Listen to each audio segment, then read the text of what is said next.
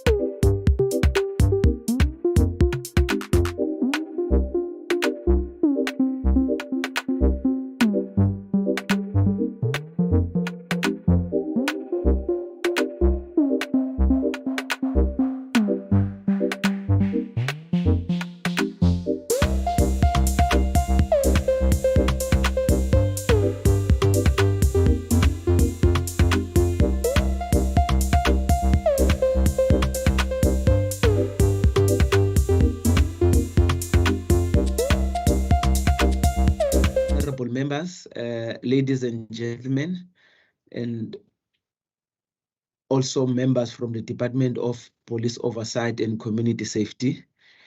It has gone past 9 o'clock. I would like us to start our meeting of the Committee of the Standing the Standing Committee on Public Accounts for purposes of looking, among other issues, the report from the Department of Police Oversight and Community Safety, as well as to look on other matters of the committee.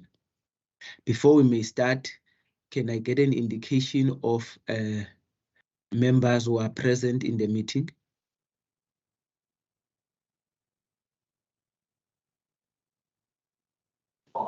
Good morning, Chair. Thank you very much, Honorable Maseko. Good morning, Chair Derek America. Thank you very much, Honorable America. Molo Shalo, Mbulelo Isaac Sileku. Siyabulela mkhasi. Now, honorable members, as you know, this is the meeting that is held in terms of our standing rules of order, and it's a virtual meeting of the standing committee. Now, I just want to check with the table staff, Mr. Davids, are there any apologies that you have received? Honorable Chairperson, the only apologies that was received was from member Aisha Kashim. She's writing examination this morning. Thank you, Chair. Thank you very much. We take note of that. Can I also further find out whether are the members of the department already in? Honorable Chairperson, yes, the Honorable Minister is in, and the SMT of the department is in, that is led by Advocate Pillay. Thank you, Chair. Thank you very much. And then good morning, Honorable Minister. Good morning, HOD. Welcome to the meeting of the Standing Committee of Public Accounts for purposes of looking into the report that we have submitted. I know the presentation has also been submitted to members as of Monday, and it's self-explanatory. Now, I'm just going to hand over to the Minister if there's any introductory remark that you'd like to make, as well as to the HOD as well. Honorable Minister. Chairperson, I trust that I'm audible your side. Very much so, Honorable Minister. Thank you so much, Chairperson. I will leave my video off in order to ensure that I have a stable connection. But once again, good morning, Chairperson, and good morning to all the members of the Standing Committee. Chair, firstly, I would want to say thank you. Thank you so much to you and the entire committee for affording us as a department to brief the committee. We have received an agenda item which read on the successes and the challenges of the Law Enforcement Advancement Plan, including the value for money that is derived from the program. Chairperson, I wish to state categorically that we remain and we are in the business of creating safer communities. We are not in the business of being an insurance broker.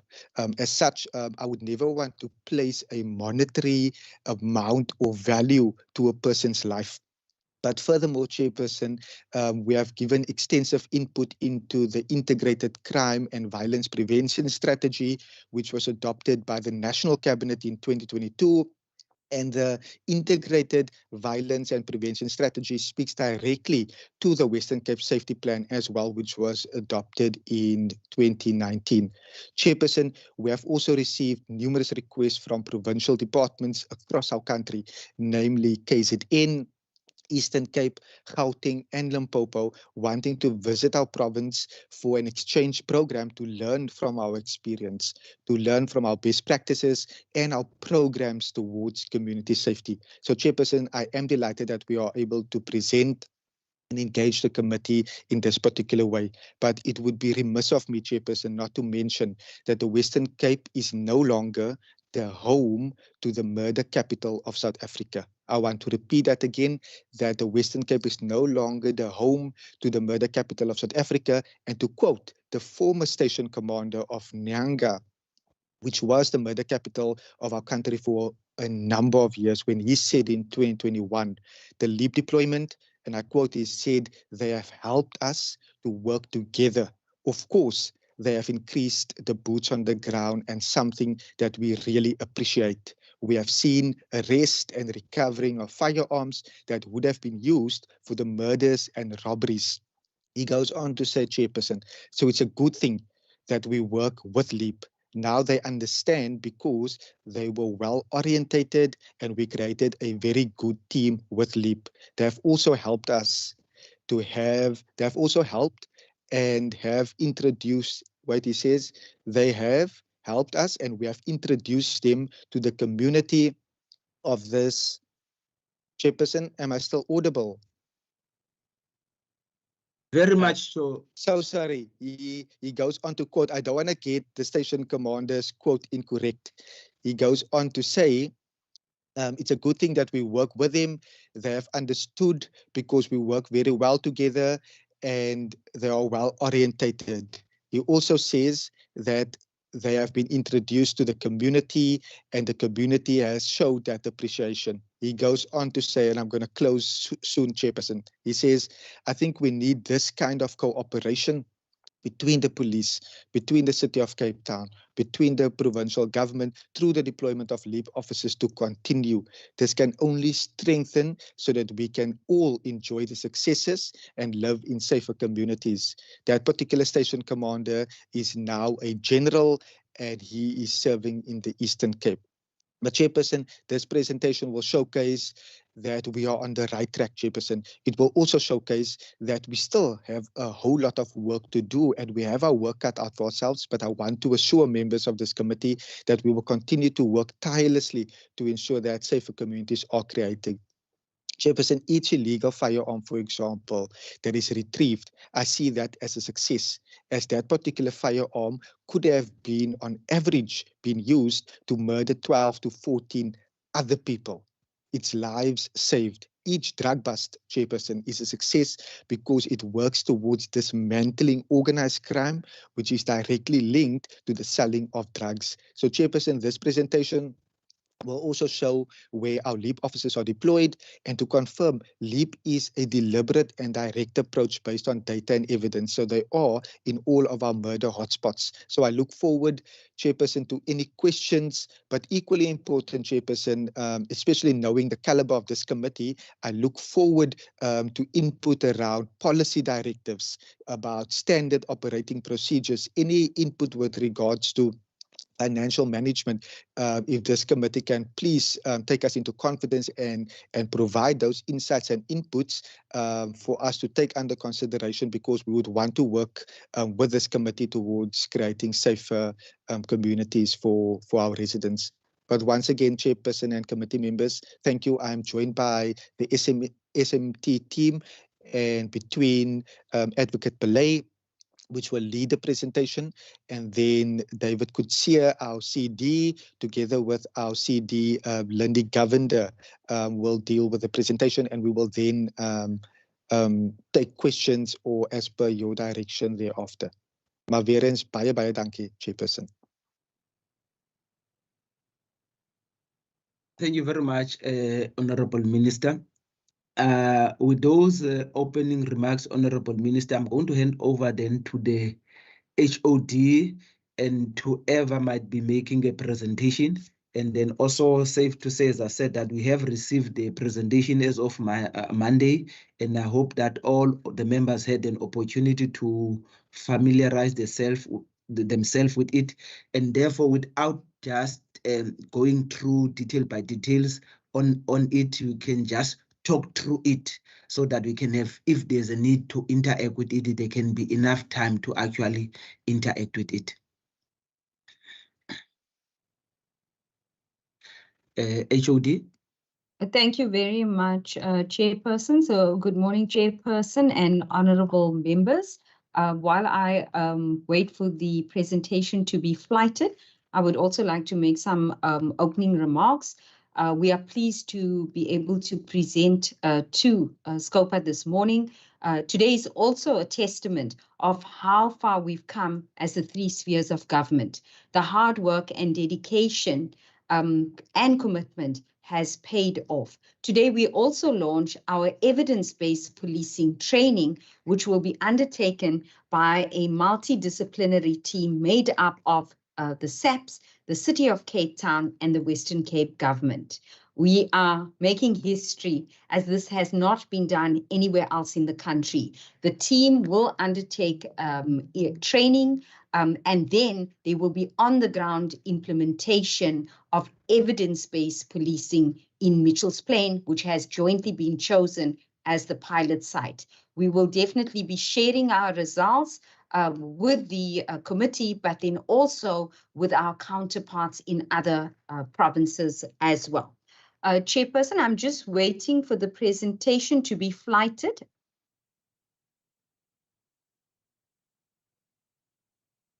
David, if you can please flight it for me whilst I will proceed, Honourable Chair. So in terms of the safety priority, just to provide some background in terms of the safety priority and where we find ourselves today. So in 2014 to 2019, David, you can move to the next slide. The third slide, during the 2014 to 2019, we had thank you, David, the Provincial Strategic Plan, and the Provincial Strategic Plan was made up of 5 provincial strategic goals. The link of safety was in relation to PSG3, which was to increase wellness, safety, and tackle social ills. Thereafter, from the period 2019 to 2024, the current period we are in, the Vision-Inspired Priorities, or VIPs, were launched. VIP 1 is to achieve safe and cohesive communities, and then the other VIPs being growth and jobs, empowering people, mobility and spatial transformation, innovation and culture. Then during COVID, we launched the recovery plan. The recovery plan has 3 priorities, that being jobs, well-being, and safety. The safety priority is underpinned by data and evidence. It is to achieve improved policing and law enforcement, to focus on safety social issues or social cohesion and violence prevention, and then also crime prevention through urban design. How would we do this? By focusing on the drivers of crime, which includes gender-based violence, domestic violence, substance abuse and drugs, alcohol, and firearms. And the LEAP project or program is linked to the safety priority as David will show later on in the presentation, where we'll focus on the drivers of crime in priority areas across the Western Cape province, and with a specific focus on areas with the highest rate of murder. All these areas are within the City of Cape Town metropole. Chairperson, I just want to also indicate that we have, as you have alluded to, sent a presentation that was circulated to members. Our presentation this morning, which we are flighting, will is differing slightly because we have extracted some of the high-level information which we believe should be emphasized and highlighted to the committee today. David, if you can move to the next slide. Just to cover some of the powers and functions of the LEAP officers. And as you can see, importantly, in red, LEAP officers have the power to arrest a person without a warrant. So they do have the powers of a peace officer, and a person arrested without a warrant must, however, as soon as possible, be brought to a police station. So there are joint operations that take place under the command and control of the SAP station commanders. So LEAP officers are working in conjunction with other law enforcement agencies, including the South African Police Service. The power to search an arrested person and to seize an article, also in terms of the Criminal Procedure Act. And as we show later on in the presentation, there have been numerous firearms, ammunition, and drugs that have been seized as well. Issue a written notice indicating the compounding of certain minor offences, and then issue a written notice as a method of securing attendance at a magistrate's court, and then the powers conferred in terms of Section 3341A of the Criminal Procedure Act, that the Minister of Justice may confer powers on the peace officers, and this is limited to certain offences, for example, by law enforcement, liquor, as well as aspects of the Firearm Control Act. The Liquor Authority, as you know, also falls within the domain of the Department of Police Oversight and Community Safety. So there are joint operations on the ground with the Liquor Authority as well. The power to demand the name and address of specific categories of person, and then the execution of warrants of arrest as well. David, you can move on.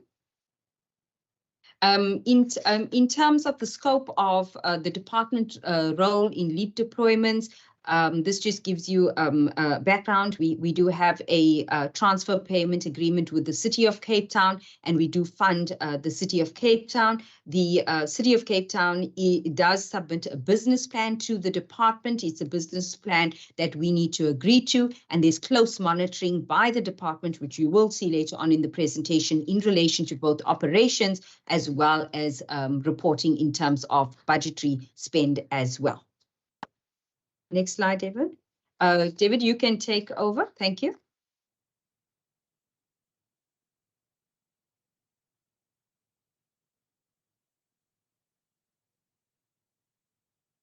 David, if I can hand over to you. You are on mute.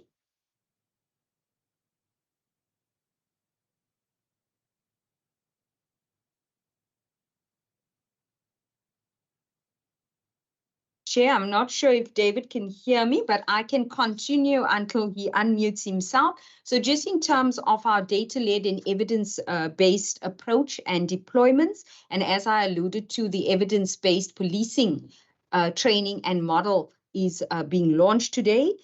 So it's in terms of what are we faced with in murder and crime, where does this take place, the location, when does it take place, and why, in terms of motives, which could be gender-based violence, it could be gang-related, who are the perpetrators as well as the victims, and how, in terms of whether it would be gunshots or whether stabbings, etc. We find in the Western Cape, most of the murders are committed by shootings or firearms. The next slide, David, I'm not sure if you were able to unmute yourself. David, if you can continue. Apology, Chair. David was having some challenges with his computer this morning. I will continue, no David, and I'm going to continue, and I'm hoping David would be able to come in. Apology. Sorry, HOD, there's a hand of Gillian. I see. Thank you, Chairperson. HOD, David Kutsia is having challenges with unmuting himself. He is trying to sort it out, and he will join as quickly as he can. Okay, in the meantime, HOD, you may proceed then. Yes, I will proceed. So just in terms of the data sources, it's health data, so our forensic pathology data, data and information on crime trends and statistics, both that are officially launched by national, but then also crime trends and information that is provided at local station level. And then information from the Liquor Authority on their operations, information that we acquire from our community-based partners, which are the community police forums, neighborhood watchers, whistleblowers, and other community structures, and then also area-specific information that is provided. We have also just launched a safety dashboard.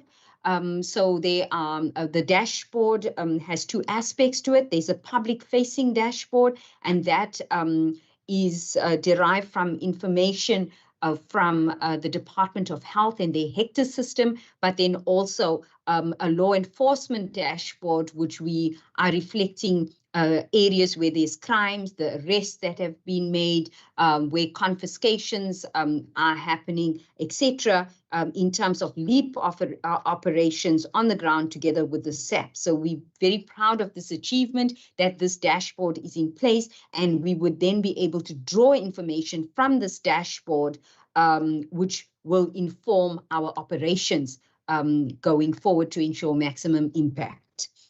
Next slide, please. In terms of the LEAP deployments, LEAP officers are permanently deployed in the 13 high crime areas. 10 of them are the murder stations, and as I've indicated, the murder stations fall within the city of Cape Town Metropole. These areas include Delft, Guguletu, Harare, Khayelitsha, Kraaifontein, Umfuleni, Mitchells Plain, Nyanga, Philippi East, and Samora Machel. LEAP officers are also deployed to Atlantis, Bishop Lavis, and Philippi, specifically Hanover Park. We have a reaction unit. This reaction unit is a reaction unit that is deployed when there is urgent matters that need to be attended to in areas that are outside the normal permanent deployment areas. The reaction unit is currently deployed in Ottery and Steenberg in order to stabilize the areas, but it is a unit that can be moved around across the city of Cape Town Metropole as the need arises. Next slide, please. In terms of the LEAP successes, this is an example of LEAP officers that are deployed per station. As you can see, it's not static deployment where you have an equal number of LEAP officers deployed across the 13 priority areas, but the LEAP deployment is based on the need that arises in those specific areas. Next slide, please. David, I trust you unmuting yourself in the process as well. Next slide, please.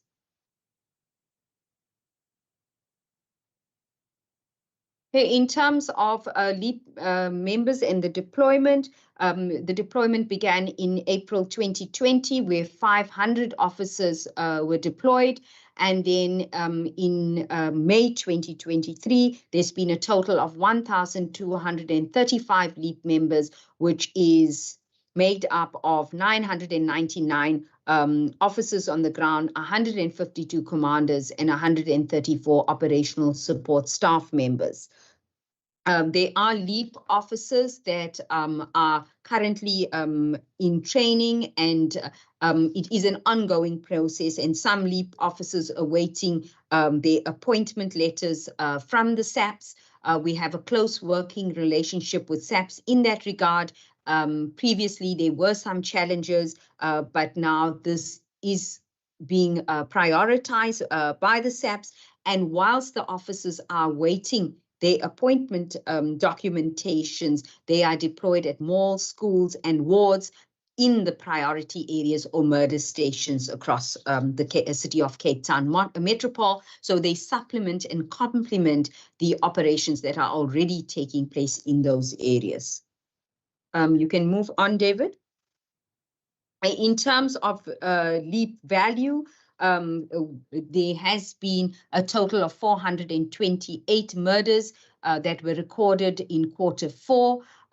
There was a decrease by 9% from 468 cases in 21-22 to 428 cases when one were compared it to the same period in the previous year. And then also in terms of the murder reduced in the 8 LEAP precincts, decreased in 8 of the LEAP precincts. And then it is the first time in LEAP's 3-year history that so many precincts recorded a decrease as well. And then LEAP is showing a decrease in 9%, but then also a decrease when we look at the crime stats of the Western Cape has shown a decrease of 14%, whilst the rest of the country has shown an increase in murder. And this increase can be a decrease in the Western Cape can be attributed to LEAP deployment and extra visible policing in the murder stations, where LEAP officers are supporting the SAP station commanders in those murder precincts. Honorable Chair, I noticed there is a hand that has been raised. I think Julian's hand is up again. Yes, Julian. Chair, sorry, I'm linking now on Julian's computer so I can take over. Actually, sorry, my computer doesn't allow me to unmute. Okay, no problem, David. Over to you. Thank you.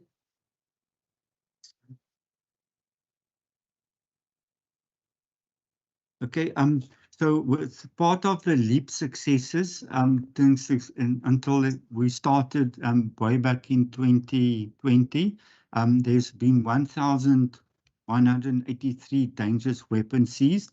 There's been a total arrest of over 16,780, and then very important is 368 firearms have been confiscated, and then also focused on the drivers of crime, the firearms and alcohol and narcotics. This is just some of the successes that LEAP have been involved in: confiscation of TIC, the lollies, various bottles of alcohol, liters of alcohol confiscated, and then the TIC straws, and then also mandrax. So we know that this is a major problem, and they've succeeded in those 13 areas to address these issues and take in these drivers of crime out of the equation. So just to, as we now indicated that LEAP, we're going to come to the success, but just to show that murder in South Africa, that this Western Cape government, we and the province received a 13.1% reduction in murder. So murder increased by 3.4% overall in the country in the 4th quarter. And then in the Western Cape, there was a decrease. And as you can see, compared to Northwest, Northern Cape, Mpumalanga, Free State, also there were only 3 provinces that actually achieved a decrease in murder, while the other province had quite a substantial increase in the murder rate. Then just overall, also just to illustrate again that in the Western Cape, there's been a total of 4,114 murders, and this is an increase of 0.12% of the total number of murder cases compared to the previous year. Nationally, the murder overall has increased by 8.3%. This represents a stabilization over the year, and this quarter has indicated the lowest number of murders in the quarter to date. And so since 2020, we haven't actually seen such encouraging figures. And this is technically, we want a 0 murder rate, but I think this is making an impact and it's moving towards addressing the issue relating to murders. This is just a very detailed slide giving of the 13 LEAP priority areas. It gives you an indication where there's been an increase. The red indicates the increases, but noting that the increases are also still below what the national average is. And then the other color is basically the areas where there's been a decrease. And you can see there's some areas have been showing a high decrease, linking to the minister's statement that we no longer can be seen as a murder capital because this deployment of LEAP is making a difference on many safety issues within these 13 priority communities that we focused on.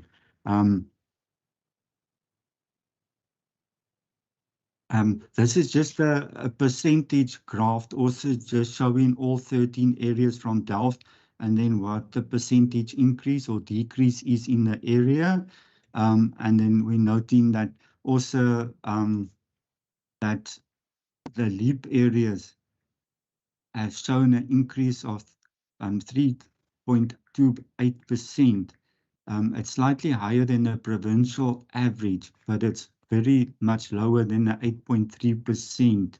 And then the murder is decreased in 7 areas, and then it remains stable in Samora Machel, and then the precincts where it has increased is Delft, Nyanga, Philippi, Mitchells Plain, and Philippi East. So just then also to note that LEAP officers receive very extensive training. It's about a 70-day course where they go through various models. They are trained for firearm competency, and they train to the same standard as which SAPS would.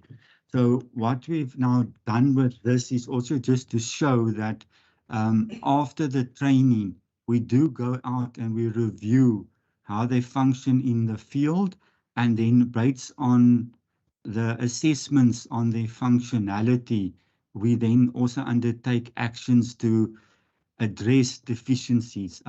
So also like under LEAP officers, we try a phase-in approach where new officials get exposed to less violence communities, they learn experience, they learn the communication, learn the techniques, and then they get deployed into the hard spots.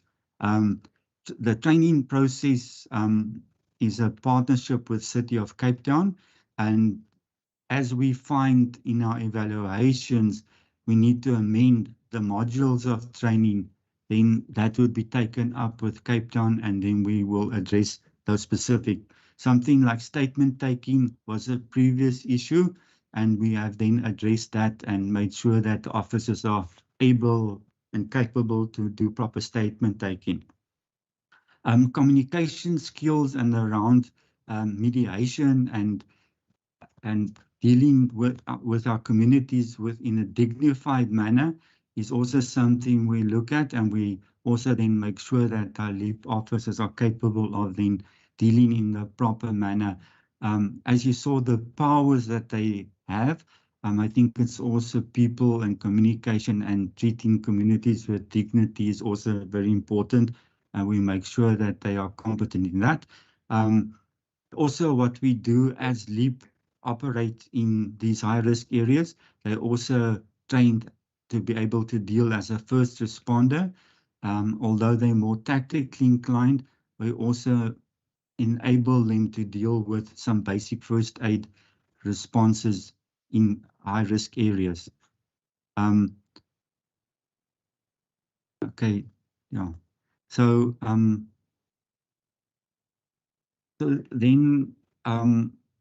so what happens is between SAPS, City of Cape Town, and Department of Police Monitoring and Oversight is that the strategy is designed in collaboration. So we look at a local area profile, and then based on the crime pattern analysis, LEAP is then deployed And then you also saw the various other data sources that are being used to do this deployment.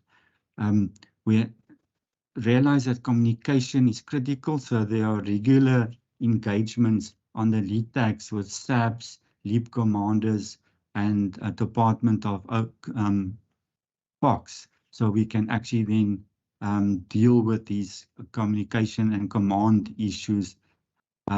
Relationship building is then also very key, and that is something also that we look at an integrated approach at local, and even bringing NPA into some of these local discussion forums where they can assist us to look more holistically and address the organized crime issues in those local communities.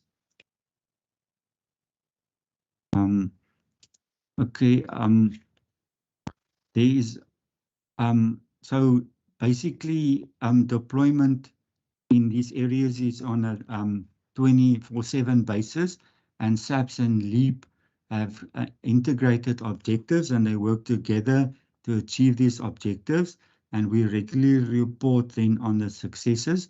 There are regular scheduled monthly stakeholder management platforms, and that is where we then speak to the leaders, where we look at how we can influence and then implement data evidence-driven deployment to actually achieve a better success rate.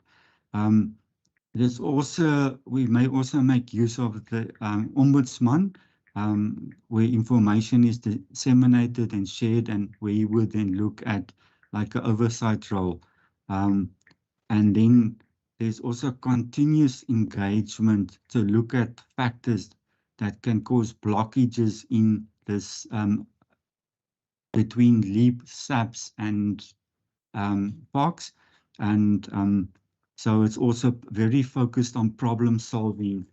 And we've noticed that each of these areas has a specific character and needs a specific solution. So it's not a one size fits all. And so we also make sure that we try and that we implement the most appropriate strategy for the LEAP region that we're operating in. Okay, as mentioned briefly, that communication is important to all stakeholders, and then it's also important to then share communication with local stakeholders, local community. Spoken about the LEAD coordination is where we have this whole integrated approach of law enforcement, SAPS, City of Cape Town, POCs, NPA, all part of the LEAD tax, and then looking at local solution and problem solving of complex crime issues in that community. There's also been an introduction of community engagements in the area between law enforcement, and we're also looking at how we align and bring neighborhood watches, CPFs, as part of the solution. So law enforcement is to stabilize the area, but then as the HOD indicated, it's to bring that social priorities and urban design once an area is stabilized, and how do you create sustainability in that specific area. So as also mentioned, that everything that is done is focused on data and evidence. So when LEAP is deployed, they have to do a handover and shift handover, and it's based on crime pattern analysis, so that we go to focus on the drivers of crime, firearm related, alcohol related, look at how we can reduce murder. So it's over 44% of murders are socially related. And by bringing the social factors in, we can effectively deal.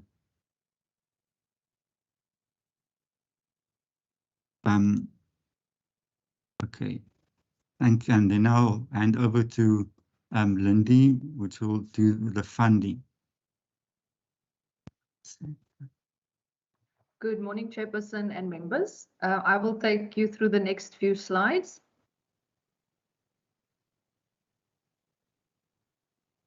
Thank you, David. So we would like to just highlight that the department or the Western Cape government has invested over R1 billion in the LEAP project. And if we look at including the allocations we still have over the next 2 financial years, it is actually in excess of 2.5 billion. The current allocation for 23-24 is at 350 million, which you'll also see in the next slides. And we would like to highlight that a further 10 million rand has been allocated for the establishment of LEAP stations in this financial year. In terms of the criteria for the funding, we wish to just highlight that the LEAP was implemented as a direct result of the Western Cape Provincial Safety Plan. And through LEAP, we're prioritizing the reduction of murder, and therefore the areas with the highest homicide rates in the province has been prioritized. So it's basically based on the homicide reports from the Department of Health, coagulated with the SAPS crime statistics, so that the stations with the highest murder rates located within the city of Cape Town is then prioritized. So therefore the homicide rates is the main criteria for the allocation of the LEAP funding. And as mentioned, the focus is on those priority areas. In terms of a bit of a financial analysis, we'd like to share some historical information with you in terms of the funding commitments from both the Department of Police Oversight and Community Safety, as well as the City of Cape Town. So this slide reflects on all the transfers that we've made to the City of Cape Town since inception of the project in 2019-2020. You'll see it started off as an amount of 130 million, which was transferred during March of 2020. And it significantly grew to 417 million in year 2. There you would see that there was a drop thereafter, mainly as a result of the impact of COVID-19, but then it stabilized again in 22-23 to 400 million, and we're now at 350 million for the current financial year, as well as the next 2 years of the MTEF. If we can move, thank you. So this slide is just reflecting the split in allocations, both from the Western Cape government side and also the City of Cape Town side towards the LEAP. And you'll see that the expenditure split has remained in the region of 75% from the Western Cape government and 25% from the City of Cape Town. And that has been achieved throughout the duration of this project. And at the moment, we will reflect on this as well in the 2 future slides. The spending there, we just wanted to highlight the allocation for the current year, not the spending, is 400 million for the Western Cape government, and then the City of Cape Town's contribution for this financial year is 133 million, so it's on par with a 75-25% split.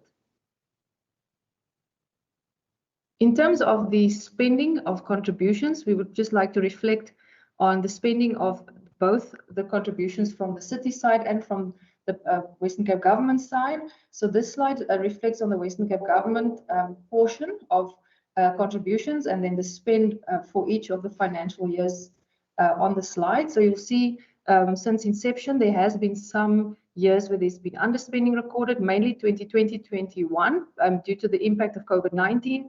But you can see that the spending has significantly picked up then in 2021-22, and currently we are at 306 million spend of the 400 million allocation, and we just received an updated report at the end of May where it's actually now at 80% spend of the Western Cape government contribution. So that is on track in terms of the achievement of that spend for the financial year. If we can just show the City of Cape Town spending. So there you also see again a significant underspend in the year 2020-21 as a result of COVID-19, but then that has also picked up, and currently we're standing on an 80.6 million spend of 133 million allocation, and this is at 23 May. So there is still time, and they are still in process of making various allocations in terms of their system to provide us with updated reports, and then by the end of June, we would have a better idea of whether there will be any underspend. But at this stage, the indications are that they're also on track in terms of the spending of the allocation of this financial year.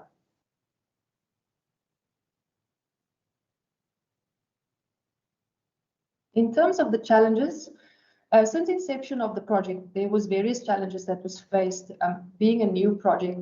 And if you also consider the significance and the size of the project, one can anticipate some teething problems. So initially there has been some problems on the delays in finalizing our transfer payment agreements and the business plan. There was also changes in management on both sides of the city and also on the department side. So that also had a bit of an impact. We have misaligned financial reporting periods. As you know, the city's year end is June and ours is March. So that there was also challenges that came from there in terms of the reporting systems that they use. So that has been resolved since. So we have found ways of getting around that.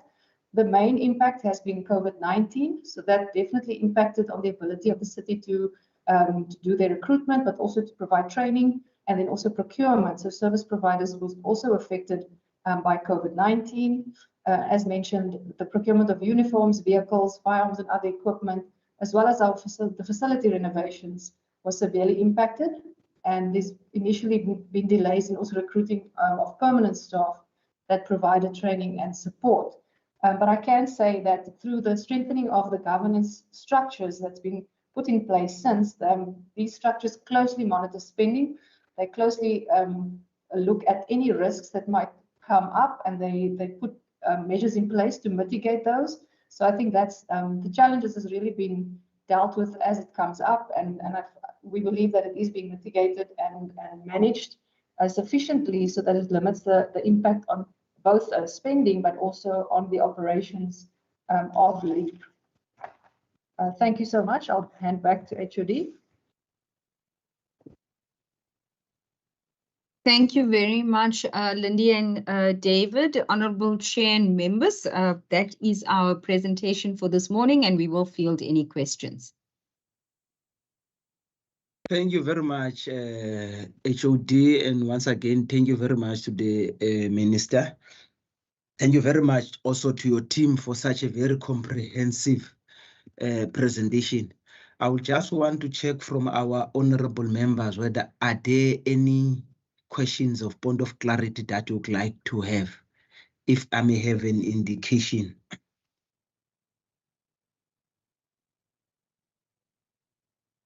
While I see there's Honorable Matlodi, you may continue then, Honorable Member. If I've got any question from my side, I see Honorable Seleko as well, and then I will put up my questions after you.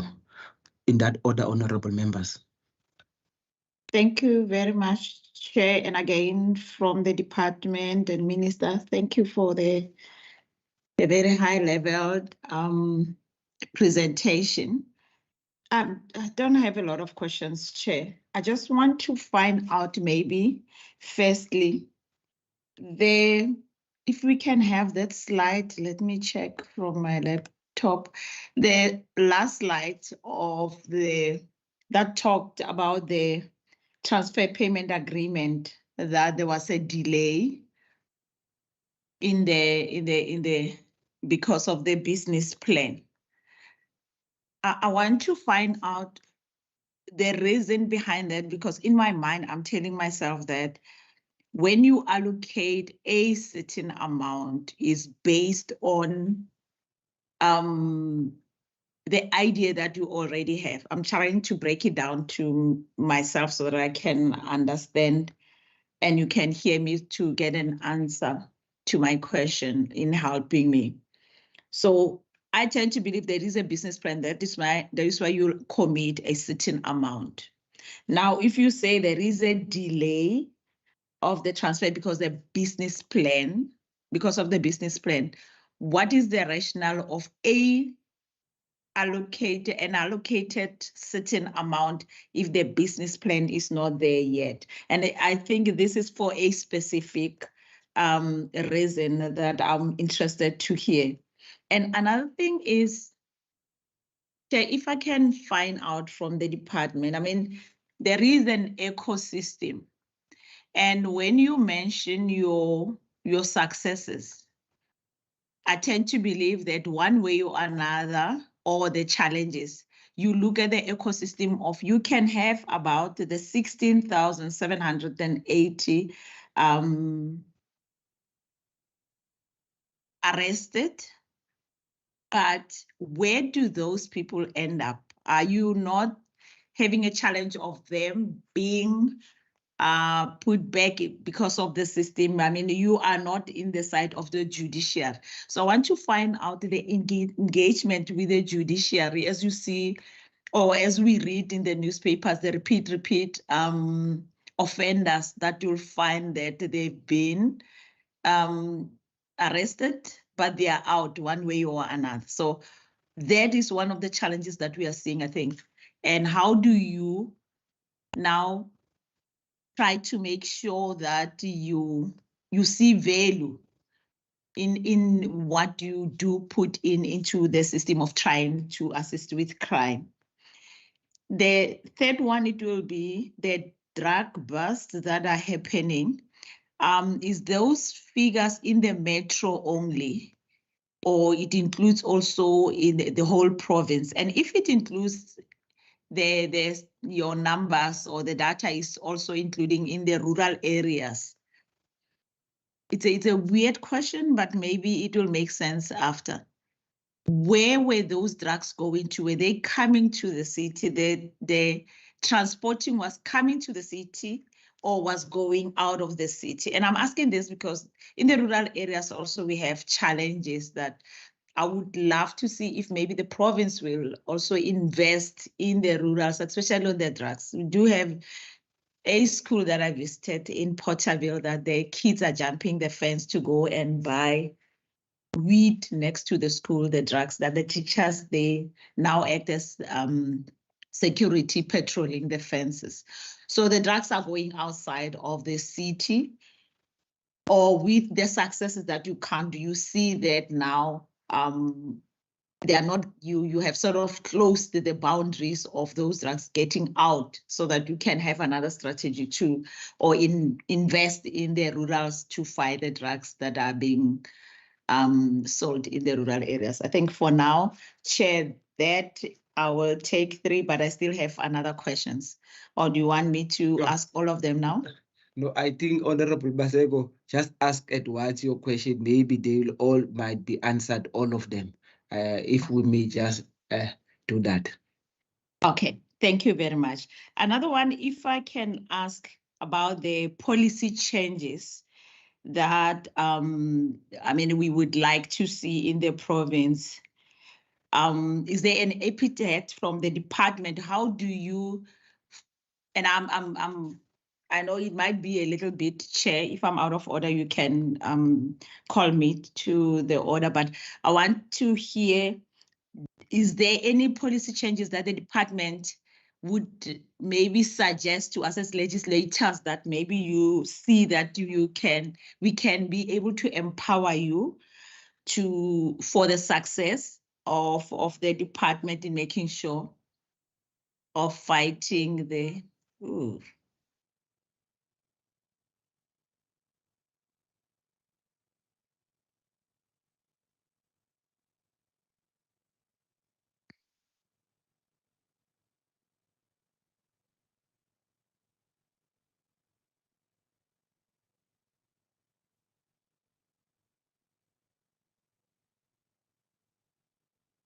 Honorable Masego, you breaking up or you finish? Let's do Honorable Seleko. Yeah, thank you very much, Chair. I hope you can hear me. Very much so. Yeah, thank Loud and you, clear. Chair. Let me first appreciate the presentation from the presenters, and also convey my morning greetings to the Minister. Minister, mine will go to your opening remarks. As one would want to welcome, interaction from the different provinces pertaining to issues of safety, and I would just want for you, Minister, just to elaborate in terms of your engagements with the other provinces just to share what engagements are you currently having with other provinces, pertaining to issues of safety that can actually assist provinces in fulfilling their role of oversight when it comes to policing functions. That is the first question. And secondly, Chair, I would just want to know, whether one can ask or can compare life saved, to a monetary value. And then, because one will always find, in instances where we deal with about life, that some people would find to try to justify why a particular initiative should not be supported, trying to compare it, to say, can you tell me, the value of money? Are we actually getting value for money, in this particular project or the program? So is such a question justifiable? And then, is it possible for the department to actually compare life, to a monetary value? That is the second question.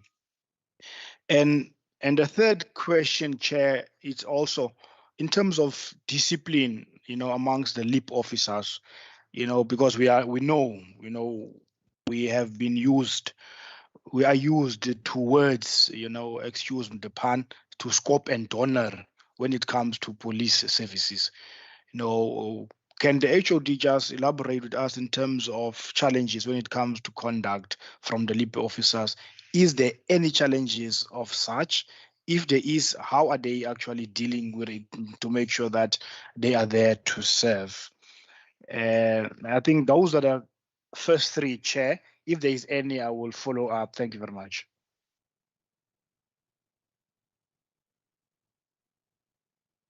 Thank you very much, Honorable Seleko. Needless to say that you've overtaken one of my questions, but maybe what I will do, I'll just expand maybe a little bit on it in terms of the minister's interaction with other provinces. Because I think in adding on that, I want to check with the minister maybe, because I've seen recently there seem to have been a similar initiative that has been launched in the province of Gauteng. It's always good actually to actually exchange best practices and actually share these best practices. I will further maybe ask to what extent does the minister also share best practices or exchange best practices with other provinces? And maybe he might be aware that there might be other similar projects that might be launched in other provinces, as it has already been done in the province of Gauteng. As to, I just want to check as to what similarities can the minister draw from some of these practices. The other question is generally financial in nature, because part of the reason it was an indication when we were sitting during the annual report that there seems to have been some discontinuation. There might be the project might be discontinued due to lack of finances. I just want to check whether has that actually been resolved, or is that still the challenge or a threat to the program? And I must also just applaud the province in the relationship that they are having. There seems to be a very good tripartite relationship between the province, SEPS, as well as the city of Cape Town. And I think that's what actually seems to be making the project working very well. So for now, those are really my questions from my side. I don't know whether if maybe Honorable Maseko, I see she's back, she was having some connection problem. Maybe you would like to finish up, or you were fine. Otherwise, we'll give Honorable America, because I see his hand is up. Honorable Maseko first. Yeah, not Chair. Thank you very much. I did put the question in the chat. Okay. I just wanted to ask if the department, what is the policy changes that the department would want to see specifically in policy? Thank you very much. Honorable America. Thank you, Chairperson. Chairperson, I just have two questions, and one relates to the command and control. Where does that lie? Does it lie with the partnering partnership with the City of Cape Town? Does the City of Cape Town exercise command and control over the deployment and the operations of the LEAP officers? And secondly, what is the oversight role that the department plays over the appropriation or expenditure or the flow of funds that is being transferred to the City of Cape Town? What oversight role does the department plays in terms of that particular aspect? Thank you, Chair. Thank you very much, honorable members.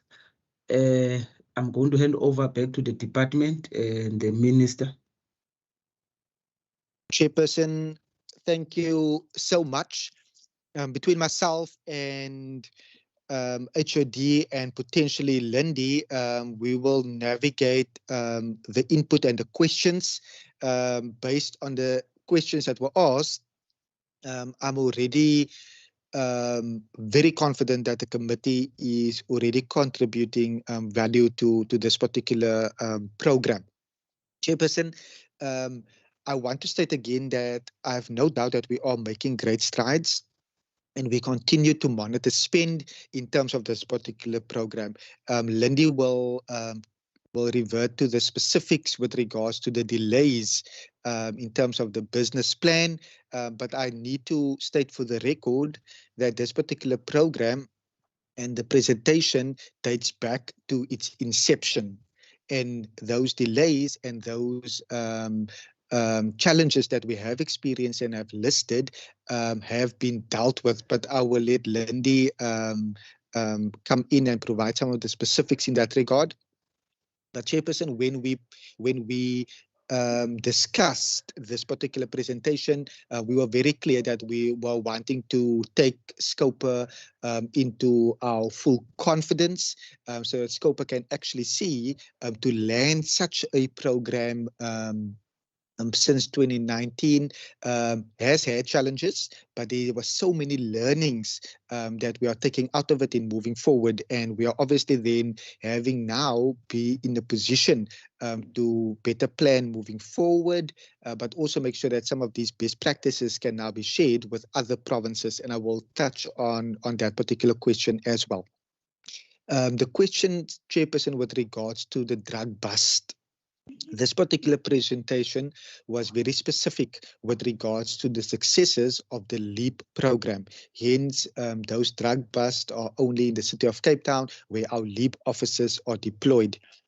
I would be remiss again, Chairperson, to not indicate some of the successes that we have seen in our rural safety units.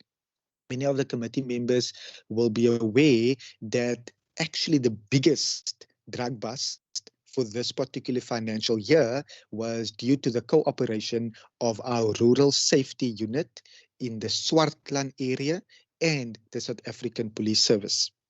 And specifically the rural safety unit and the K9 unit that is attached to that particular safety unit, where a number of blocks of cocaine, including a mandrax, including a number of firearms.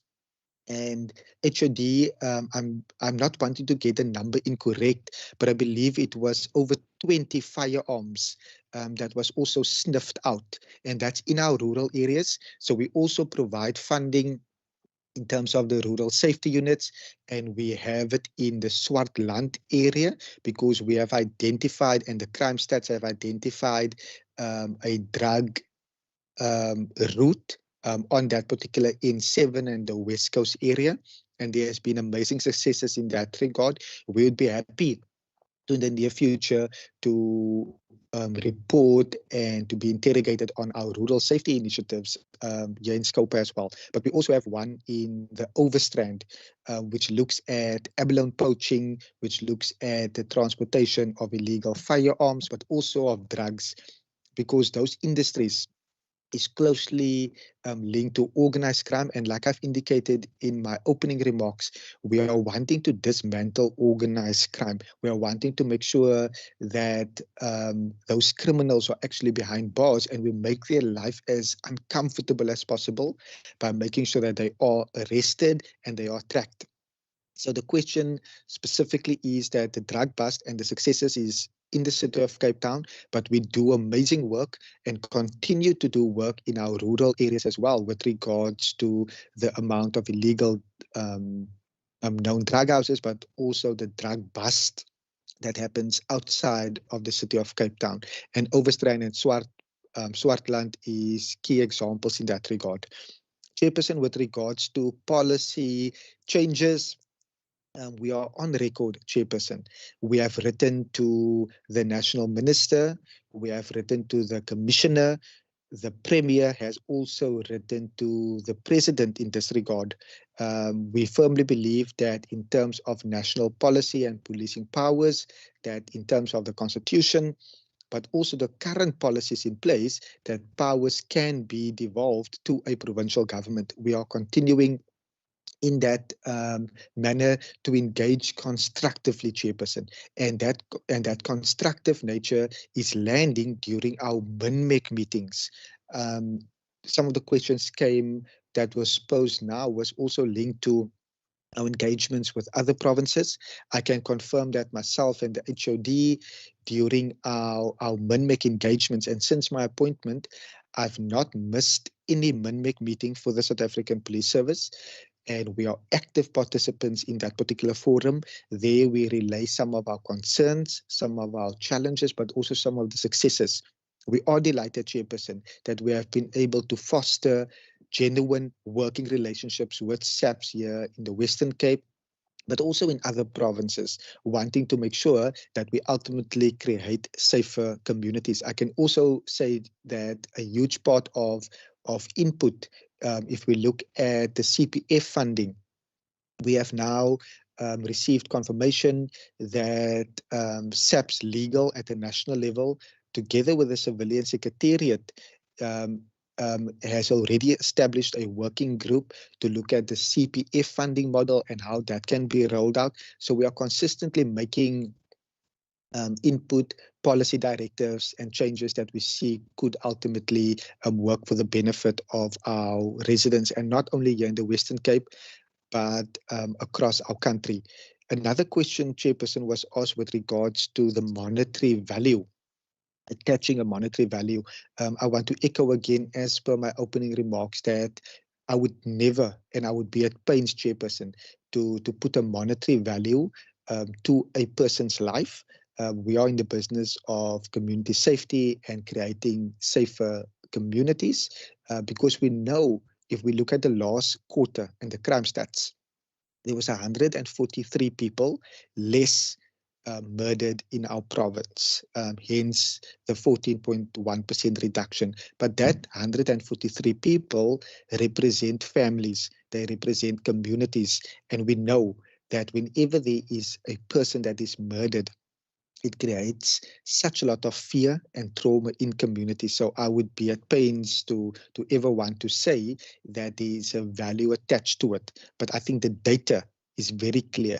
When murder is increasing across our country, and Chairperson, we have seen with the rise of unemployment, with the rise of socioeconomic circumstances across our country, bearing the brunt of COVID-19, which has affected the entire world, which was out of the control of everyone, but it affected the entire world essentially, and that has led to communities having more trauma, having more pain, and to a large extent, when we consider the crime categories and the murder categories, it is alarming, considering that many of those murders will be outside of the law enforcement and the policing aspect of it, where it is directly linked to, for example, misunderstandings and arguments between friends, between partners, and even between friends that have been friends for a very, very long time. But we continue to work with other departments in that regard, knowing that our department is the lead in terms of the safety priority, and we work with social development, which is a key pillar in terms of the fight against gender-based violence, but also in terms of making sure that there is well-being within our communities, and working with the Department of Health. We look at mental health, which is to a large extent also stemming back from COVID, which has increased a lot in our country and in our province. With specific question with regards to the command and control of our LEAP officers. And here again, Chairperson, we are on record that, and I don't think I need to state the following, but I would want to again take the committee into my confidence. We have seen that whenever there's LEAP operations, first and foremost, the South African Police Service is the lead policing agency in terms of the constitution, in terms of policy, and in terms of legislation. So SAPS is the control and the command. LEAP works alongside the South African Police Service in that regard, but we also do operations where it is only LEAP officers. So it is a two-pronged approach. There is joint operations, considering that there is planning that takes place, and the department, together with our LEAP chiefs in the various areas, play a meaningful role and a direct role in those operations. And I would be happy to take some of the committee members to some of these precincts and to hear firsthand from the South African Police Service on how that integration is working, how that collaboration is working, because we have seen great strides being made in that regard. On our oversight role, Chairperson, we are very clear that we meet regularly, and Lindy will give the actual timelines to it, but we meet regularly with the City of Cape Town. We monitor the spend.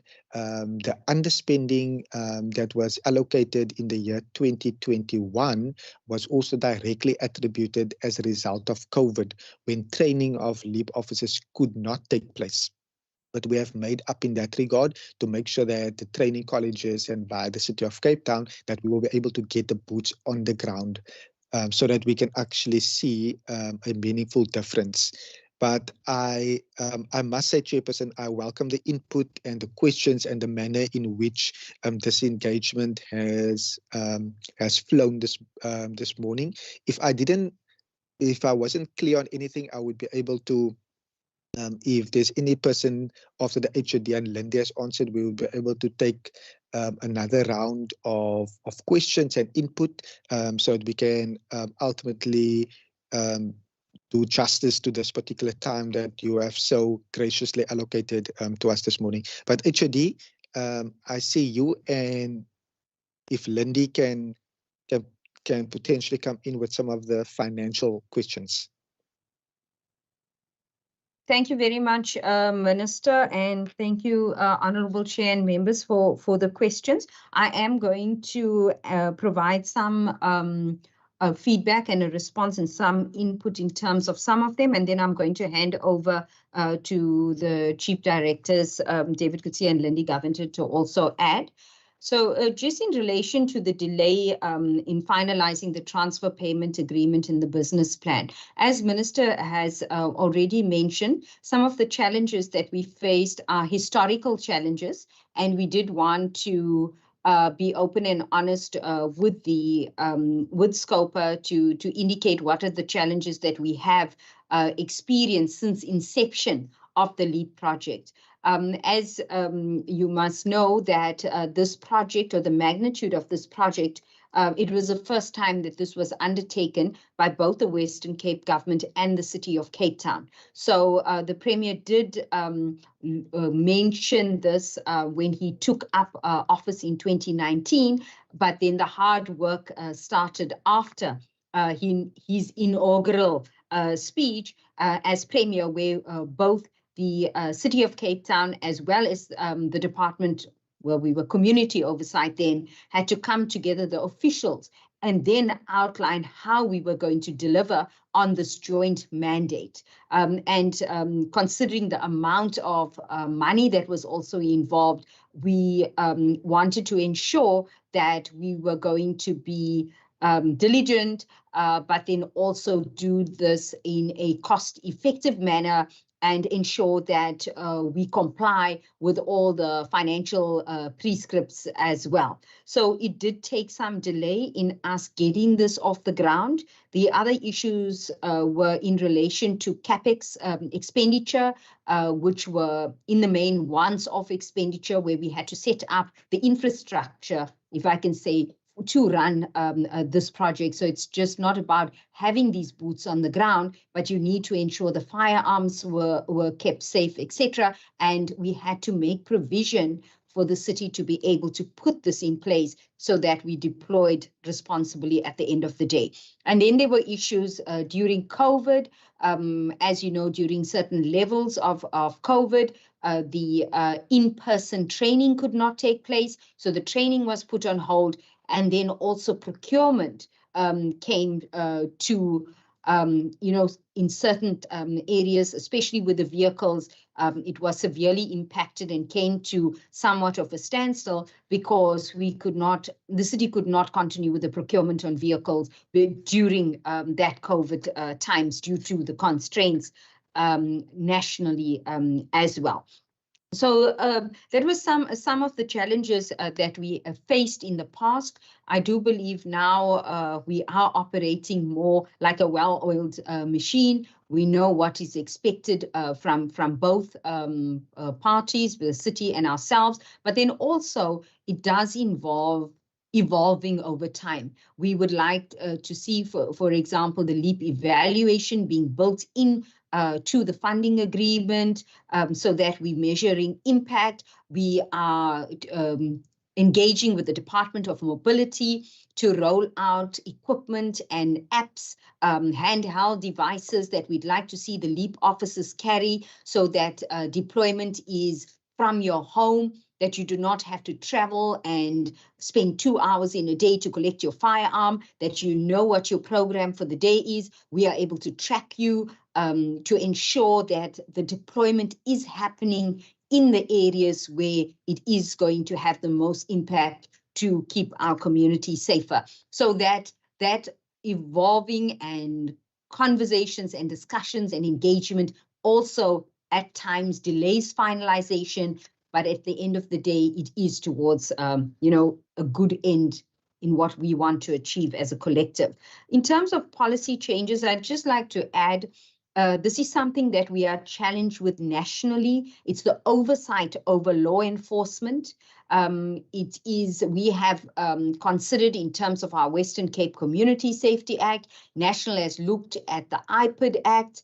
And so that is a challenge nationally, as a member has also alluded to, or chairperson yourself. Gauteng has launched their crime wardens. There is, oversight over some of the traffic officials, which isn't necessarily in place that Gauteng is facing. So it's a national challenge that we're facing. So that would be some of the policy changes we'd like to see. Currently, in terms of LEAP deployment, there is oversight by our department as it relates to the business plan and the transfer payment agreement. That oversight does happen both from an operational perspective and financial one. But then in terms of the city itself, the city has CIVOC, and there is oversight over LEAP in that regard as well, and law enforcement in general. But we would welcome any input and intervention by the committee as well to take this forward on a national level. In terms of the challenges of conduct, in essence, the LEAP officers are in the main, in terms of their supervisory would follow. So they are employees of the City of Cape Town. And then in terms of our oversight as well and our involvement, we chair operational meetings over in relation to the LEAP deployment, that is chaired by the Department of Police Oversight and Community Safety, because we have to ensure, as indicated, there is value for money, but then also the resources are being allocated to the areas where we would find the highest rate of murder or the highest incidence. Now, our policy and research team have also conducted evaluations of the LEAP project. We are monitoring through our safety dashboard, and then Lindy and the team are also monitoring through the financial monitoring together with Provincial Treasury, and then engaging with the city in that respect as well. We've done an extensive also in-depth financial analysis of the city spend since the inception of the project as well, and there's continuous engagement between myself and Executive Director Botto, and then also with the Provincial Commissioner as well.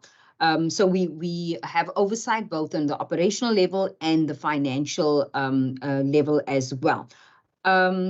Chair, if you will allow me to bring the chief directors in, and then also our acting CFO is also part of the meeting. David, if I can hand over to you if I haven't covered anything. Thank you. Thank you. Sorry, Chair. Okay, my speakers. Sir, you are audible. You can go ahead. Okay, we can hear you. Sorry, Chair. I just maybe also want to emphasize, Member Maseko, that the delay in the business plan is an administrative process. It does not affect any LEAP deployment. So money is gazetted, but we have our business plan runs continuously. And then every year we got a TPA that needs to be signed, but it has to go to like 4 places in the city and then to our department. So, and HOD Pillar has now also instructed that that process needs to be done by the 1st of July. So we start earlier, and it's I want to say a legacy issue, but at no cost affects deployment. So also looking at the ecosystem about the 16,000 arrests. So what we also do is many of those arrests are just basically fines. But when the firearm related or more serious offences, we do monitor through the court watching brief. So we do look at what happens when these cases go to court. And then we also analyze the dockets to see if there's anything that we need to amend. So that is done. And then also around the discipline, as you said, the command and control is, but we also now, LEAP officers will be specifically branded so we can also better track. And maybe an example also to explain part of the oversight role in our program, our TPA with the city will say that there must be 1,000 qualified trained LEAP officers. So we monitor that down to the name level. We actually then require a list of names from the city of the officers deployed that we are contracting for. And even we've checked vehicles to the effect of number plates that we procured. Now, HOD did mention about a while back that there was a problem with procurement of vehicles, but we've focused on finding the solution. So currently, while we're waiting for procurement, vehicles are hired, so we can ensure operational and that these units are functional in the communities. So this whole project is basically also problem-solving solution, and it's looking at innovation as well. To cover, I think, thank you, Chair. I've covered the points. Thank you.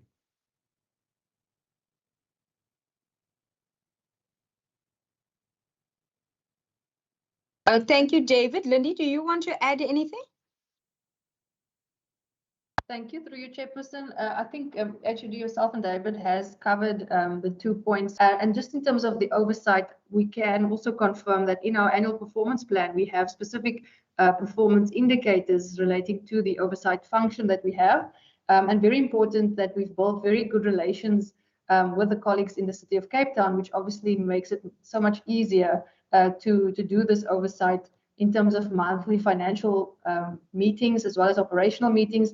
And the finance officials are also part of the operational meetings to also just be the link in terms of the budget and the spending. And the TPA then also allows for the department to actually request source documents to verify the spend on the city sites, which we have done, as HOD has mentioned. So that is also a method of monitoring and making sure that the spend is on track and spent on the right items. Thank you, Chairperson. Thanks, HOD.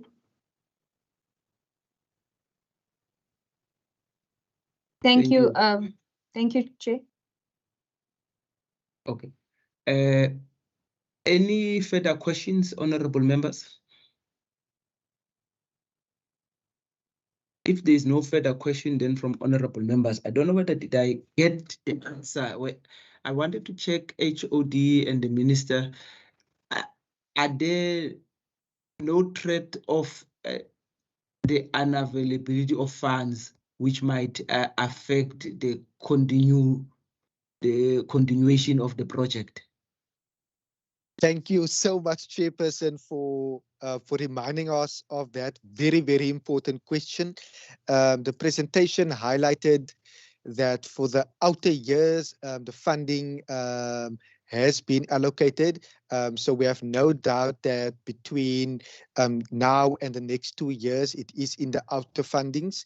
And as long as I'm sitting in this particular chair, we will definitely as a department continue to advocate for the funding of LEAP to ensure that they work hand in hand with the South African Police Service and ultimately create extra visibility, but make sure that those criminals and perpetrators are actually caught, apprehended and convicted and be behind bars where they ultimately should be. But I can state categorically that the funding has been allocated across the MTF for the next 2 years. Lindy, are you just able to confirm that as well, your side? Through you, Chairperson. Yes, Minister, we have allocation until 25-26. Baie dankie. Thank you, Chairperson. Thank you so much. Thank you so much, Minister. And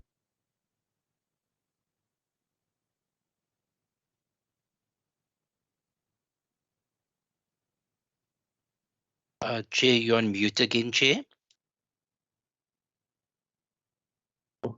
apologies. Can you hear me now? Yes, Chair. Okay. Thank you. Thank you very much, Minister and the HOD, and to the rest of the department. Once again, let me express my sincere appreciation for your availability and also for the presentation that is very comprehensive, and also for the constructive manner in which we have actually responded to the question.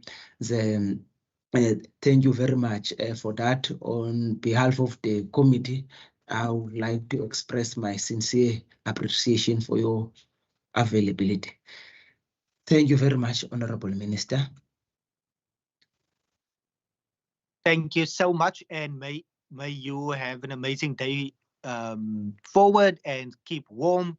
And to all the committee members, weer eens baie dankie. To all the officials, Mr. Dustin, thank you for all your hard work in working with the chairperson as well. Thank you very much. Thank you very much. You can be excused while we will be continuing with the work of the committee.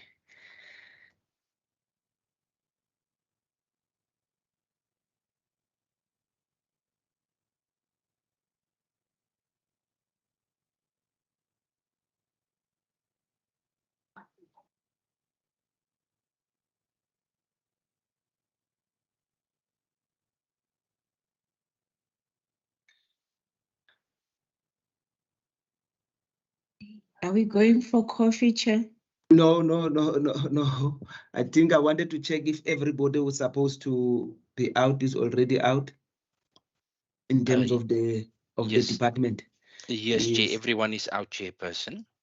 I think then the two other items really remaining will be for us to look on the SAPEC matters. And I see also on the agenda, there is also the issue of the normal reports that we normally look into. Can I then maybe request that maybe we put the issue of the SAPEC, the last, let's just deal with the reports of the committee, Mr. David? Chairperson, so you want to deal with the reports of the committee first, Chair? Yes. Not a problem, Chair. I'm just flighting that, Chair. I'm just checking that for you, Chairperson. If you can just give me a minute quickly, Chair. There we go. Chairperson, can you see the report, Chair, online? It is, yeah. Okay, lovely stuff. Chair, just on this report, Chair, and just to take the committee members through it, Chair, it's the committee's annual activities report, Chair, for what the committee has conducted during the 2022-23 financial year. It's one of the prerequisites of the standing committee, standing rules of WCPP, that each committee must have an annual committee report, which must be adopted by the committee chairperson. So it's almost like a quarterly reports, Chair. So we have the I've sent it last week to the members, but then there was not enough quorum to adopt these reports, Chairperson. But it has been sent to the members last week via email and WhatsApp as well. So, Chairperson, we basically have our membership, and we got our alternate membership.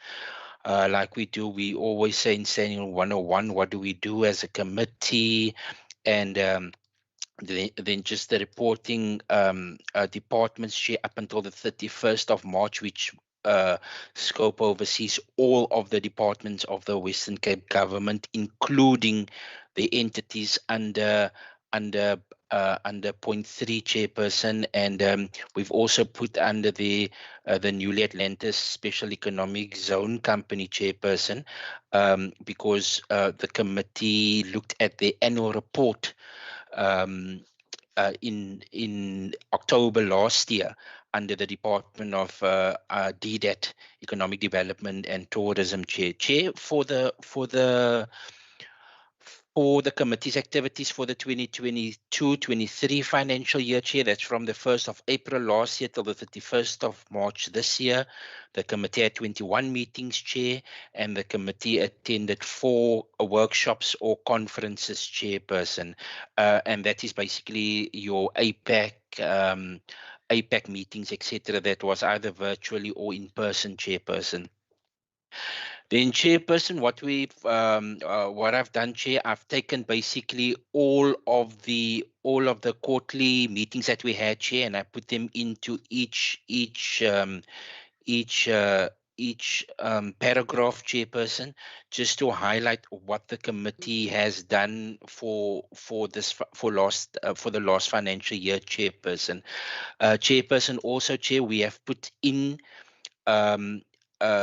just to highlight, Chairperson, if you are aware, members, that the speaker highlighted some of his strategic objectives for WCPP and for all of the standing committees, Chairperson, and we've actually put that in this report, Chair, where we say that in terms of the strategic plans, including the speaker's parliamentary priorities, the Public Accounts Committee encouraged public participation in all of its meetings. And there was also YouTube streaming, live streamings, etc. And that we've also met, and we have good relationship with the Auditor General and with the audit committees in all of the departments and the entities of the Western Cape government, Chairperson. Then, as I indicated, Chair, it's basically all of the term work that we've done quarter by quarter, Chairperson, that I just highlighted all of the meetings that we had, and basically just indicated what was the agenda items, etc., for the quarterly meetings that we had, Chairperson. Chair, then Chairperson, if I can just go to legislation, the committee does not deal with legislation like the standing committee's Chairperson. So there was no legislation. And then for the public participation, all of our meetings, 21 public meetings, it was held open for the members of the public to join Chairperson. And even, for example, like this meeting, it's streamed on YouTube for public consumption, Chairperson. And of the 21 meetings, Chairperson, 13 of those meetings was for the annual report period, Chairperson, for the months of October and November. And then, Chairperson, just in terms of our finances, Chair, the committee was allocated a budget of 169,000, of which the committee only used 72,000, Chairperson. This is for the flights, etc., for for SAPAC, etc., Chair, and that left the committee with a budget of 96,000 for the financial end of the financial year, Chairperson. So that is basically just, Chair, the annual activities report of the Public Accounts Committee, Chairperson. Thank you very much, Mr. David. Honorable Maseko. Thank you very much, Chair. Chair, I just want to find out, and it might be just the question that is weird. We know we don't deal totally with the legislation. Why should our reporting include legislation while we know we will never deal with the legislation? Why is it important that it's in the report? But other than that, I propose the approval of our report. Yes. Thank you, Chief. If I can answer that, thank you, Honourable Member Maseko, Madam Maseko. This is basically just a template that all committees should follow, and that was approved via the administration in agreement with the Auditor General, because as the members know, that the Auditor General also report to their offices in Pretoria on the activities of all of the standing committees. So also members, if most of these reports are also posted on the WCPP website for public consumption. So it would only be fair for the members of the public organizations or just to know that this committee does not deal with legislation, and also just once again for the reminder for the Auditor General when they do the report back to Pretoria, to their head office, that our committee did not deal with any legislation. I hope that I answered the question, Madam Maseko. You answered, but the response, that is what is written under legislation. I'm expecting, because it's just a template to say no. The committee doesn't deal with any legislation. Rather than during 2022-23 financial year, the committee dealt with no legislation. So it's like there might be sometimes we are going to deal with the legislation, but it's not like that. So I was asking that because based on we'll never deal with that. But what we are saying there is like it's a committee that doesn't want to deal with the legislation, but we are supposed to. You get what I mean? Yes. How does that read, member? Chairperson? Can I just make it a little bit bigger? Thank you very much. I can see it's fine. Any seconder to the proposal of Honorable Maseko? Thank you, Honorable Second, America. Chair. Thank you very much. Without laboring the point, maybe at some point on Mr. Davis, can you just, when you've got time, check the Public Audit Act? Yes. Whether does it not have anything to do with the committee at some point when you've got time, in yes. spare time. Yeah. No, I will do that, Chairperson. Chair, if I can just stop sharing this document and then basically just share the minutes, Chair. I'm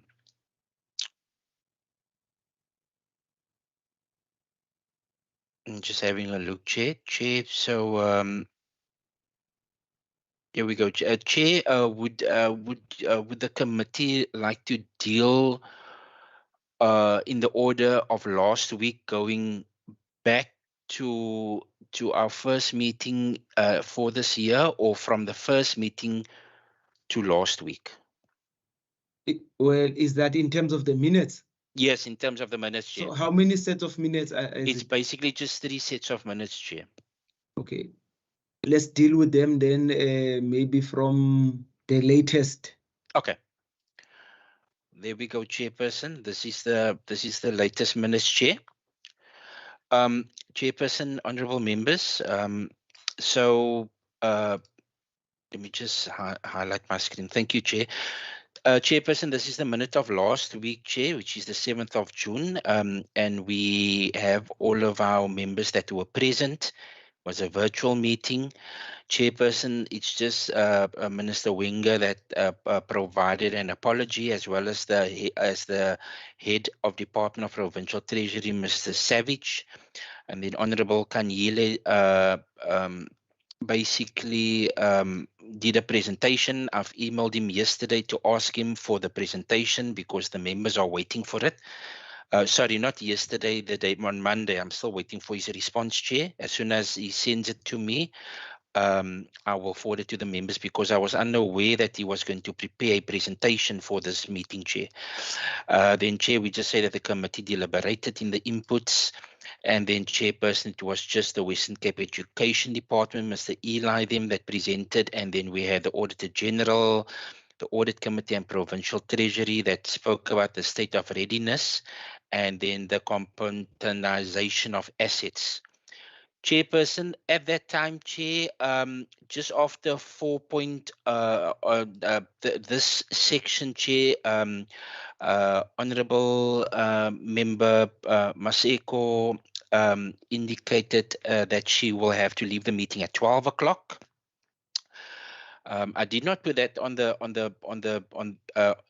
in this section here, Chair, but what I did put it under, Chair, it's under the consideration and adoption of the draft committee documents, Chair, where I indicated that you've tabled these documents, but it could not be considered due to quorum challenges, as Member Maseko, Saleko, and Kasim had to log out of the meeting at 12 o'clock to attend another standing committee meeting, Chair. And then the same with the resolutions of last week, Chair, that the committee could not make any resolutions because there were technically only 2 members in the meeting, Chairperson, to basically end the meetings, and there was no resolutions taken last week, Chairperson. Chair, that is the minutes of last week, Chair.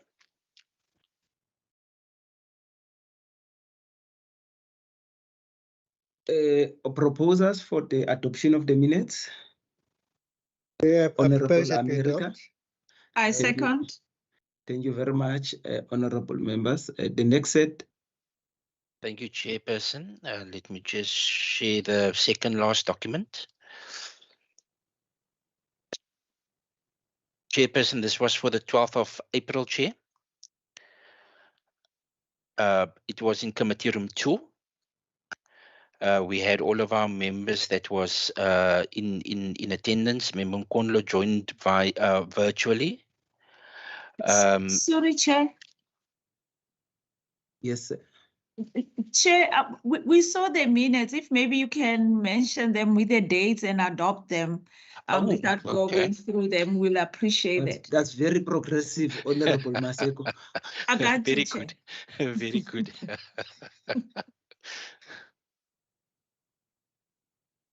Any on that? I propose that date is we that? adopt these minutes, the date. For the 12 members? Yes, I propose the adoption of the minutes of the 12th. Next second year, Bayronki. Thank you very much, honourable members. The next set. Chairperson, I am blown away by the progressiveness of the members. And then we just have the minutes of the 5th of April, Chair. As I indicated that I sent it to the members last week. Yeah, and we just have 2 resolutions, Chair. I propose the adoption of the what's the date? It was the 5th of April. Okay, yeah, the 5th of Thank April. you very much, honourable Maseko. Seconder. Ek Ek secondeer. secondeer. Dankie. Thank you very much, Honorable. Thank you, Chairperson. That is about it for the consideration and adoption of the committee's documents, Chairperson. Administrative issues. Chair, then it's just the SAPEC matters, Chair. On SAPEC matters, I think from your side, we know that there's been there are these the two conferences, or the Council of Delegates and as well as the annual conference that's going to be on separate dates. Can you maybe quickly elaborate on those? Chairperson, for the if I can just go to the SATCOPAC conference here, that will be in Durban. They have not given us a where it's going to be, Chair. So, Chairperson, that will be for the entire committee to attend with support staff, Chair. That's the first week in October. Normally, the annual report period starts every year in the second week of October, Chair. So that falls in the committee's favor, where the committee can go the first week to Durban for the entire week, fly back the Friday or the Saturday, whatever the committee decides later on, just before the time, Chair. And then we can just in the following week, then we start with the annual report period, Chairperson, as per the annual norm. Chair, but for the Chair, for the COD meeting, that's next month. That's in the week of the 12th of July. I must indicate, Chair, by the 19th for the latest by Monday. But obviously after this meeting, I will indicate who the COD members will be. So, Chair, it's normally yourself as an executive committee chair, and then it is 2 members that will join you. I've already received, Chairperson, indication from member Seleko and member Maseko that they are interested and would like to attend as the COD delegation, Chairperson. Is that you finished? Yes, Chair. So, okay, honorable members, as you see that for the SAPEC annual conference, and also the SATCOPEC conference is going to be the whole of the committee. And I think the procedural officer can make arrangements accordingly. Then for the COD is going to be 3 members that we mentioned. And I think also the procedural officer can just make arrangements accordingly. Is that in order, honorable members? That is in order, Chair. Another thing, the SAPEC, there is 2 support staff, which I'm taking it for granted it will be Dustin and Lizette as always. I think that's standard practice. Thank you, Chair. Status quo remains. Yeah. Now, then, honorable members, if there is no other issues, before we might conclude the meeting, just to bring to your attention that, you know, today, and I think even the previous week, we had to cancel our a week before, we had to cancel our SCOPA meeting due to the unavailability of the department and the minister due to other commitments. That was the Minister of Infrastructure, Human Settlement. But then I've subsequently made contact with him because I said they must give us the date instead of us giving them the date, because there seem to be clashes whenever we give them the date. So the date that he has given so far, I think is the 27th of July. Mr. Davis, you will correct me there. But also today, we were also supposed to have seen the Minister of Finance and Economic Opportunities regarding Westgro and DDAT. Then unfortunately, the minister and the HOD and the rest of the department could not be available due to prior commitment. So we have not secured a date yet for that. Hopefully, we might be able also to maybe squeeze them in on the 27th of July, but that is something I'm going to negotiate with them. I just thought that I must just bring that to the attention of the committee. Honorable Maseko. Chair, I want to ask, I should have asked, unfortunately we left. I wanted to ask now the way forward of the committee, because we got the chairperson from SAPEC addressed us about the issue of the financials. That what is our decision moving forward with the membership fee? Or we'll discuss it later, or we can talk to it now to hear what are the other members saying. Through you, Chair. No, thank you very much, Honorable Maseko, for raising that. We will just we'll deal with that now. But I just wanted to bring that to the attention of the members, the issue of the date. So we might have to see the departments on the 27th. I think it's the 27th of July, Mr. Davis, that they've given. Yes, Chairperson. So if I want to, I will check if the Department of Minister Wenger will also be available on that date. Otherwise, if it's not, we'll have to set up another date. But I just thought that let me bring that to the attention of the committee. Then Honorable Maseko is raising a very pertinent issue regarding the issue of the outstanding fees that we need to subscription fee. As you know, that we have taken a decision as the committee that subject to us being addressed or spoken to by SAPEC, which subsequently we have been addressed by the General Secretary, and the issue of the invoice. And also, I must say, I think at some point, even I think the Office of the Speaker has also been kind of approached regarding the matter as a concern, but obviously it's up to us as the committee to take a decision regarding that. Can I get an indication from members? Mr. Davids? Yes, Chairperson. Thank you, Chair. Chair, in terms of the FAMPLA regulations, it states that that the legislature must pay all invoices within 30 days upon receipt thereof.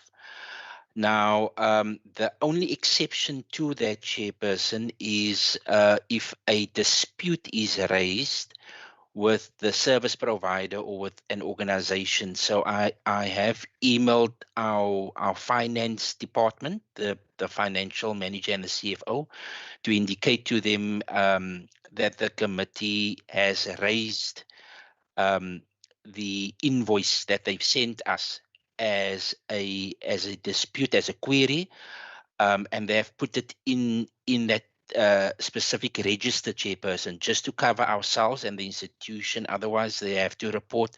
WCPP will have to report in its annual report that that they were non-compliant due to a SAPEC invoice that the PAC couldn't resolve on, Chairperson. So at the moment, it is on that dispute register, Chairperson, until the committee can decide how are we going to move forward on this matter of paying the invoice or not. Honorable members? Chair, can I suggest something? Yes. That because the chairperson said they are done with the report. So let's communicate to be a transaction we receive and then we unblock. Any So second if we can, proposal? if we can request that we get those financial reports, the most important thing is just to get the financial reports. Interrogation of the financial reports will go to the SAPEC in the meeting, but we want to see something, then it will unblock, then it will be that transaction of, as soon as we receive, then communication can go to the speaker to say that we received the financials, then the membership can be paid. That agreed, members? Thank you very much, Honorable America. Stem Sam. Thank you very much, Honorable Seleku. And now, if there are no further issues, honorable members, that brings us to the end of the meeting. Thank you very much for attending. Thank you, Member Mvimbi, Chairperson. Thank you, Thank you, members. Enkosi Sihlalo. Thank you, Enkosi Chairperson. Malume. Thank you, members. Have a lovely afternoon. Thank you, honorable member. Thank you, Sunshine and Cupcake. Thank you, Sunshine. Thank you, Zeta. Thank you, madam. Thank you,